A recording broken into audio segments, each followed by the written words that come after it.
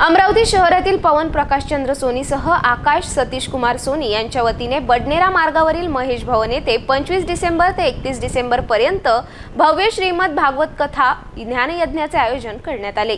25 डिसेंबरला भक्तिधाम येथे रक्त तपासणी शिबिरसह भक्तिधाम ते महेश भवन पर्यंत कलश यात्रा काढण्यात आली।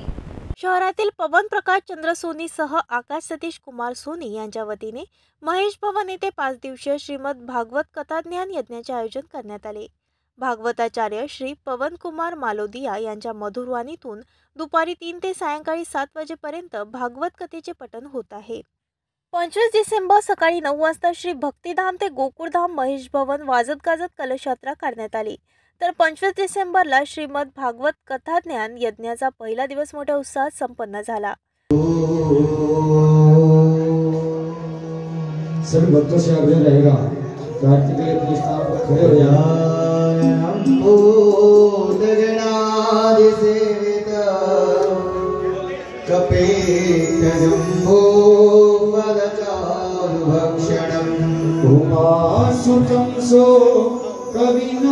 कविनाशकारकं नमामि विघ्नेश्वर पादपंकजं कर्पूरं। 25 डिसेंबरला या दिवसात भव्य रक्त तपासणी शिबिर, कलश यात्रा यासोबतच दुपारी वैराग्य स्थापनासह कथेला सुरुवात करण्यात आली।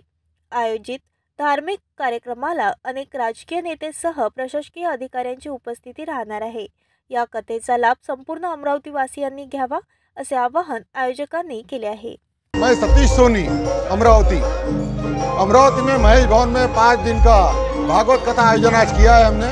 सोनी परिवार अमरावती ने सुबह में शोभा यात्रा हुई और अभी भागवत का पहला दिन हुआ। बड़े जोर शोर से लोगों का उत्साह है। उसमें ब्लड डोनेशन कैंप, चले मशीन वाटर, सोशल काम भी हम कर रहे हैं और भागवत कथा के माध्यम से लोगों का भागवत कथा के बारे में महत्व, अध्यात्म के बारे में महत्व देने का हमारा सोनी परिवार का प्रयास है। आप सभी लोग आइए और कथा का आनंद लीजिए। अभी सभी से आप सभी का अनुरोध है। नमस्कार।